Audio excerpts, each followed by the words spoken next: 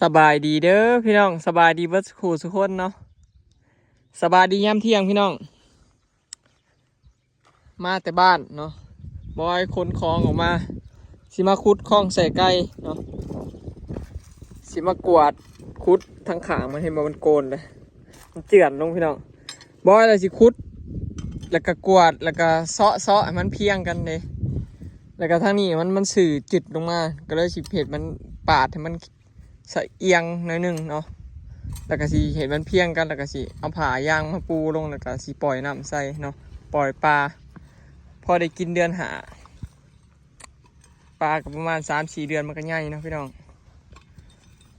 ได้กินให้ได้กินช่วงย่ำแรงนะพี่น้องว่าง่ายๆซะเพราะว่าย่ำแรงมาช่วงเดือน4 เดือน5นี่คือมันแรงแห้งเนาะ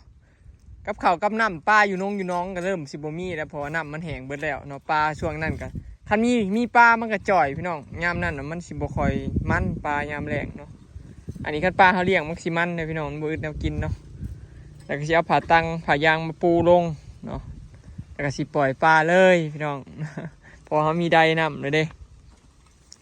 ปล่อยปลาลงแล้วก็ได้กินช่วงเดือน4 เดือน5เนาะเดือน6จังซี่นะซุ่มๆลงนาดีบ่ดีก็ลงนาเดือน6 เดือน7ก็ได้กินปลาเลยเนาะช่วงตกกะหาคู่แฝดพี่น้องมาคุดซอยคือขี่ซ้ำนานอยู่หรอกเนาะผ่านงานมาแล้วเหรอคุดคลองของอมาล่ามาเรียบร้อยเลยเอาคุดนี่แหละบอลปลาเขากินกันอยู่นี่แหละบัดผู้กินกับบริเวณไผ่ดอกชุ่มเฮาคือเก่านี่แหละพี่น้องยามเห็ดน้ำกันยามกินก็กินน้ำกันพอบอมีแผนการเด้ที่ขุดคลองใส่ไก่คือจะปล่อยปลาเนาะเฮาผัดบ่มีดิคันเฉียดน้องผัดบ่เฮาบ่มีเดินเด้พี่น้องบ่มีเดินสิเฉียดน้องพอนะเห็ดน้องมันเสียพื้นที่หลายนี่แหละเห็ดแบบประหยัดพื้นที่แล้วก็สิเอาตูบมาไว้นี่เพื่อบอกก็เสียตูบน้อยอยู่นี่ให้ได้บรรยากาศนั่งกินข้าวแล้วก็เบิ่งปลาลอยสิเอาพงน้ำใสมาหวานน้ำมันใสตลอดเลยพี่น้องแนมเห็นตัวปลาเนาะเห็นนั่นคลิปฝั่งไทยก็จะเห็ดคักเด้แบบว่ามันงามเนาะมีปลาลอยเลยน้ำใสๆเห็นปลาลอยนะงามเลยพี่น้องบรรยากาศก็ได้เนาะส่วนเท่ากันยังบ่ทันมีห่มพี่น้องเอาต้นไม้ออกมันก็แดดเปิดเนาะเดี๋ยวเผื่อต้นไม้ใหญ่ขึ้นมันก็อยู่สบายแล้วเดี๋ยวก็สิห่มเบิดแล้วเนี่ยปีหน้าบอยสิลงต้นไม้หลายๆเลยปีหน้าเนาะอันนี้เป็นปีแรกบอยยังบ่ทันมีงบปีหน้าสิลงหลายๆปีหน้าเนาะเก็บเงินเพื่อฮอดปีหน้าลงหลายๆเอาอันต้นก้อนไม้ใหญ่ขึ้นนี่ก็30เป็นห่มแล้วนี่ต้นไม้บ่เกิน 2-3 ปีเนาะพี่น้องต้นไม้นี่คือสิใหญ่เบิดแล้วอันนี้ชมพู่กกชมพู่นี่ก็ต้นใหญ่เด้ทำมันใหญ่ขึ้นมานี่บ่ให้ว่าห่มพี่น้องห่มขนาดนี้เรียงกันมังคุดคือกันกำลังแตกยอดแป๊บเดียวแห้งอีกแล้วโหดมือซื่นนี่แรงสิโหดใหม่อีกยามนี้มันแห้งแรงแห้งแต่มันลวกขี้ดินทมใหม่มันลวกกับดินทมใหม่พอดีพี่น้องต้องได้โหดตลอดเนาะให้แล้วเด้อมือนี่เด้อ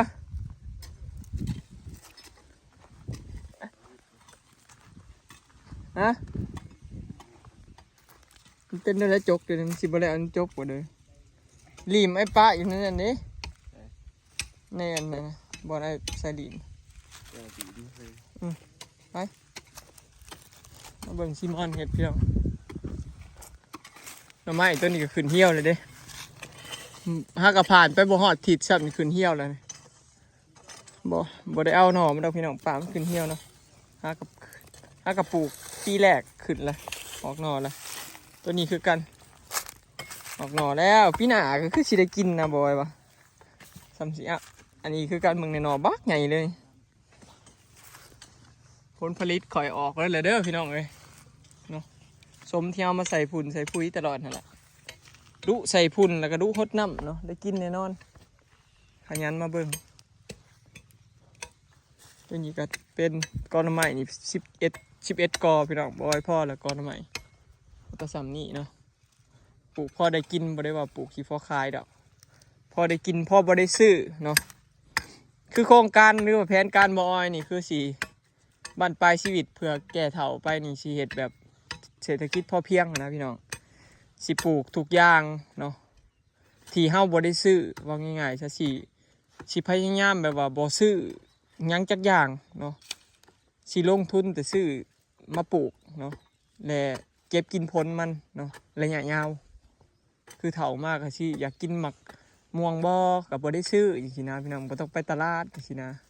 อยากกินนั่นมะขามบ่จังซี่ก็บ่ได้ซื้อจังซี่นะอยากกินหมักส้มโอบ่ก็บ่ได้ซื้อจังซี่นะอยากกินหมักส้มผู้ก็บ่ได้ซื้อจังซี่นะอยากกินหยังก็แบบเฮาบ่ต้องซื้อนะพี่น้องแบบอยากให้มีเบิดในสวนเจ้าของนะหรืออยากกินมักซิดาก็บ่ต้องซื้อจังซี่นะเนาะเฮาก็บ่เสียเงินซื้อเนาะถึงสิมันลำบากเรื่องการปลูกนี่ก็บ่แม่นง่ายพี่น้องอันเบี้ยไม้นี่ก็แพงเนาะเพราะว่าบ้านเฮานี่แพงพี่น้องบ่คือฝั่งไทยนี่สิถือกลัวอยู่เนาะเรื่องเบี้ยไม้คันบ่ให้ขามไปซื้ออยู่ฝั่งไทยไปคันเฮาซื้อหน่อยผัดบ่คุ้มค่าเรือค่าน้ำมันรถเนาะค่าเดินทางคันเฮาไปซื้อฝั่งไทยเนี่ยคุ้มคันเฮาไปซื้อหลายเนาะพี่น้องแต่ว่าฝั่งลาวเขาก็มีขายแต่ว่ามันแพงกว่าฝั่งไทยหลายเนาะ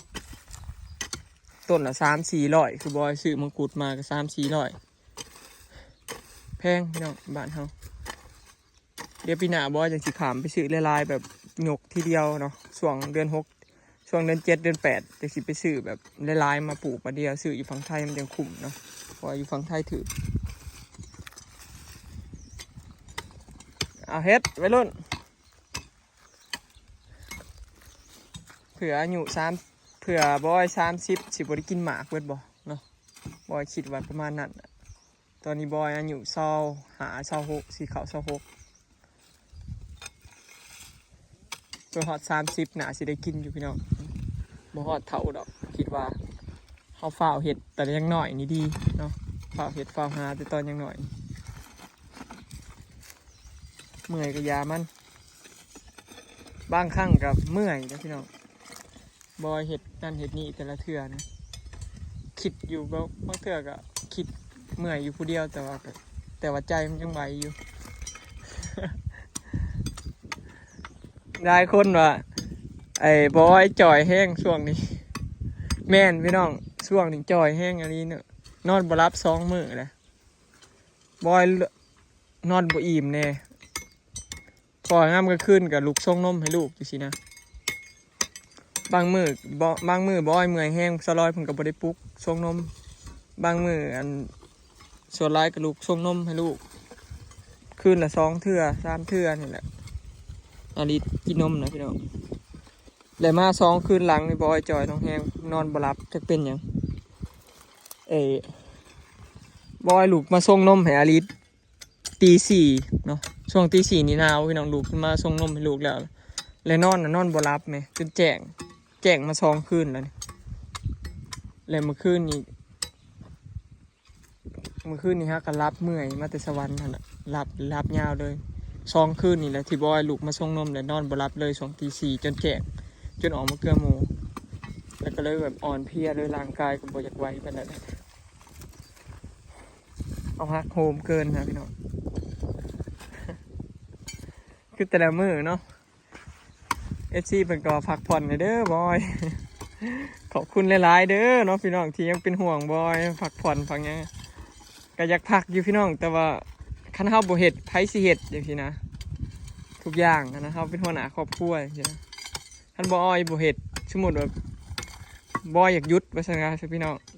สมมุติมื้อนี้เนาะอยากหยุดเฮ็ดเวียกจังซี่อยากนอนพักผ่อนซื่อๆจังซี่นะบ่เฮ็ดหยังนะไผสิเฮ็ดอันนี้นะความหมายนะพี่น้องสลอยเพิ่นก็มีเวียกของเพิ่นอยู่แล้วสิจัก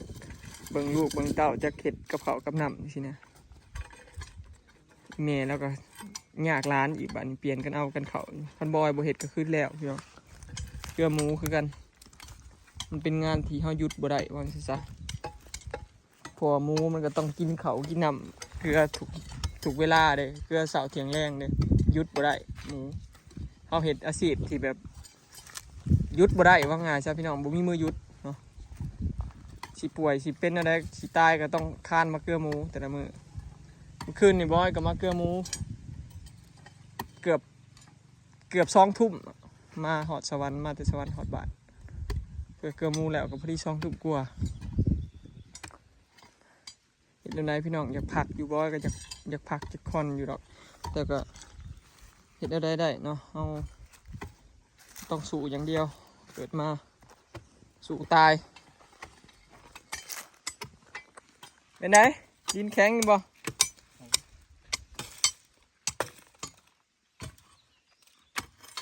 สิมอนเห็นแล้วอ้าวบ่ต้องห่วงเดี๋ยวสิแจกติ๊บอยู่ดอกติ๊บเข่าผลติ๊บมาใส่กินยังไงสิเลี้ยงอยากกินยังบอกเจ้าสิเลี้ยงดอกเห็นแล้วนี่มันใส่ไข่แต่ว่าเห็นนั่นเห็นนี่ก็มีอันกูแฝดนี่แหละพี่น้องซอยเขาก็ปวดยากดอกเฮ็ดไปนำกันบรรยามกินก็กินนำกันนี่แหละบริเฮ็ดเผื่อภัยดอกอะไรกันบรรยามปลาใหญ่มากก็กินนำกันคือเก่าพี่น้องดีบุดีกับปลาบุใหญ่ช่ำจังหวัดจักซิมอนพอนไส้ลอยมาตึกไปปีกจังหวัดจักนี่ บัวได้ต้นอันก้อนไม้ใหญ่แล้วเพราะว่าออกมาเสียเมื่อแกงกันนะบ่เห็นพอใส่มาแกงเบิด ก็เยอะเข้าพี่น้องบ่ได้ห่วงในหามดอกปลูกไว้กินนี่แหละบ่ได้ปลูกไว้ขายดอก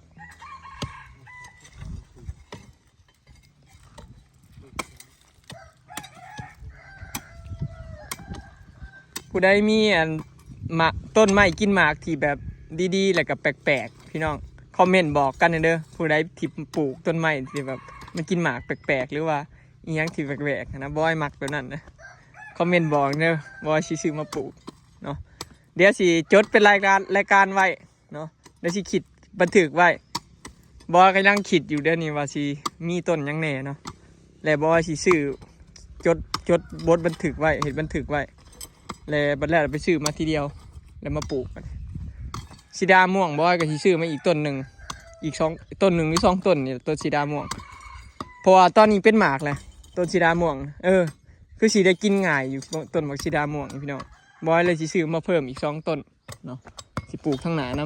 ำแต่ทั้งหนาสวนนะก็ว่าสิปลูกพี่น้องแนะนำในเด้อว่าต้นยังงามหนาสวน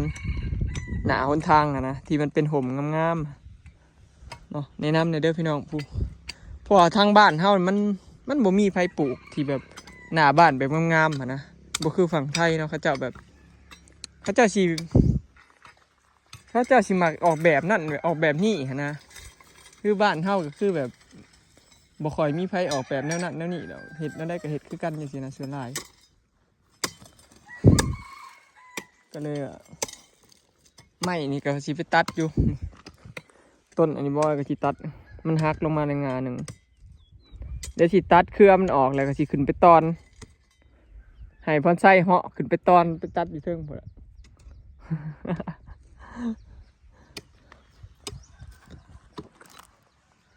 ความยาวกับประมาณ20 เมตรพี่น้องเกือบ20 เมตรบอยวัด17 เมตรยาวคลองสายไก่17 เมตรความกว้างหนาดินอีกคือว่าประมาณ2 เมตร2 เมตรตอนแรกบอยว่าบอยให้โจกกวางยาวปานนี้เลยบอยบอกข้าเจ้านะในหอดจากนี้พอมันไก่กับอันนี้บอยต้นกอหน่อไม้บอยอย่ามันเจือนเลยบอยว่าให้หอดแต่นี้ซาลอยเพื่อให้ข้าเจ้าโจกเพื่อหอดฝุ่นก็เลยว่ายามันเดี๋ยวขุดเอาเดี๋ยวสิเร่งขุดอันนี้ก่อนพี่น้องเนาะเดี๋ยวสิเร่งขุดคลองให้มันแล้วเนาะมือนี้คลิปนี้ก็สิขอเก็บภาพบรรยากาศไว้สำนีเด้อเนาะพี่น้องไปแล้วสบายดี